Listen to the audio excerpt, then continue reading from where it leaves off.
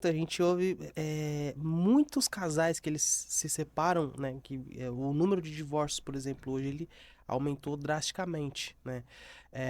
Eu entrevistei uma advogada e ela falou pra mim, falou, Yang, a maioria dos casais que sentam na minha mesa pra se divorciar, a maioria são por pontualidades que facilmente poderiam ser resolvidas. Eles até se gostam, eles se amam de verdade, mas às vezes por falta da honra, pela palavra mal colocada ou pela palavra não dita ao próximo, porque não, né, tem que para eu falar isso aqui, ele tem que agir assim comigo, para eu falar Uhum. isso, ele tem que me dar isso.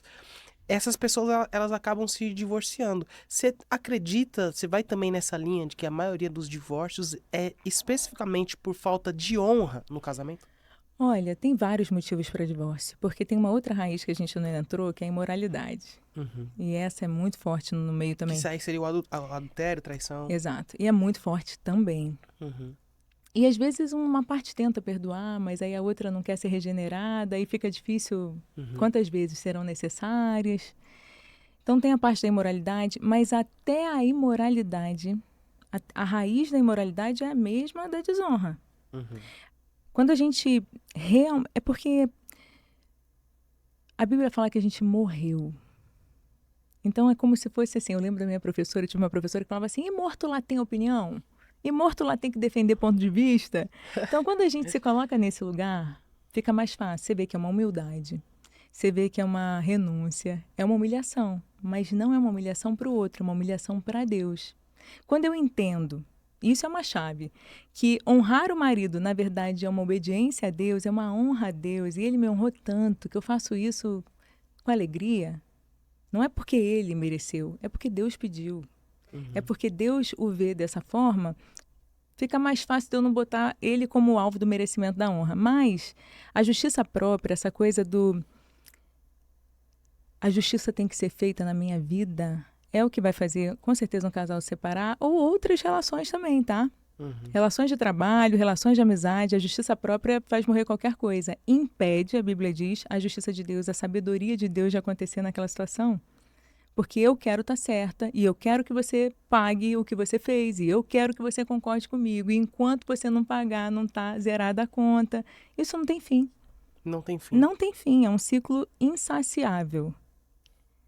E mais, você já viu o boleto você pagar sozinha? Não. Quando você não paga, acontece o quê?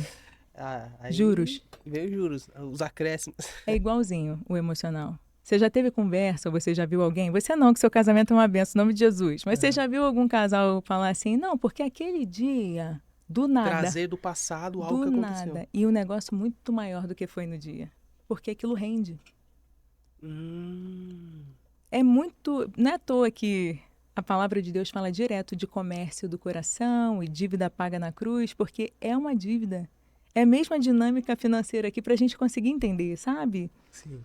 Então, você faz uma dívida comigo. Você me deveu amor, atenção, algo que você prometeu e não cumpriu, fez uma dívida. Se eu Uhum. não entregar aquele boleto na mão de Deus, vai render juros e eu vou ter que arrumar alguém para pagar. Se não for você, eu vou descontar em outra pessoa. E isso acontece muito. Hum. Quantos boletos de pai e mãe a gente desconta no marido, na mulher, no Hum. filho? Alguém tem que pagar esse abuso que eu sofri, essa rejeição que eu sofri, esse abandono que eu sofri. Aí isso vira um ciúme exagerado, isso vira uma mania de controle, Hum. isso vira eu vou infernizar a sua vida até você aprender, até você mudar. Só que, na verdade, você não tem nada a ver com aquilo. Uhum. Mas você vira o pagador oficial. Eu elejo você. Como aquele que vai Aquele, carregar a culpa de algo. aquele que vai me redimir. No Então, fundo é isso. então qual a importância que você entende, Nath, justamente na questão de toda pessoa que ela for entrar num relacionamento, né? Porque a gente sabe, infelizmente hoje em dia é cada vez mais difícil. Você, encontrou a primeira pessoa, foi o amor da sua vida e se relacionou e 90 anos juntos. É. Hoje é quase impossível É ver só em isso, né? filme, né? É só em filme ou a geração bem, bem, É bem, bem lá atrás. verdade. Hoje é muito mais É difícil. verdade, é muito difícil.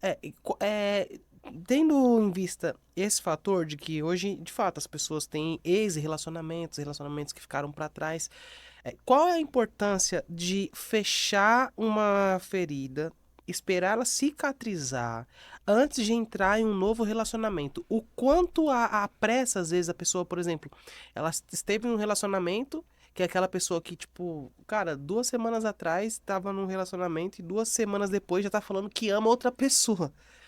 Qual é o perigo disso e o quanto a espera, o quanto viver de fato aquele momento sozinho, aquele tempo sozinho é benéfico para essa pessoa? Eu posso até falar de causa própria, né? Entrando um pouquinho aqui na minha história, eu sou uma mulher solteira.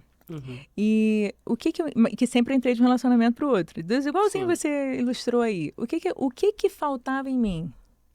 Era esse buraco que alguém tinha que suprir. Esse buraco que a Bíblia chama de amargura, que é como se fosse uma distância entre mim e Deus. Tudo que eu entendi errado de Deus, do valor que eu tenho, se eu fui amada ou se eu fui rejeitada, todas essas percepções, a gente bota na conta de Deus. Mesmo quem diz que não acredita em Deus, a gente Uhum. bota na conta de Deus, lá no fundo. Deus não viu isso? Cadê Deus? Onde ele estava, né?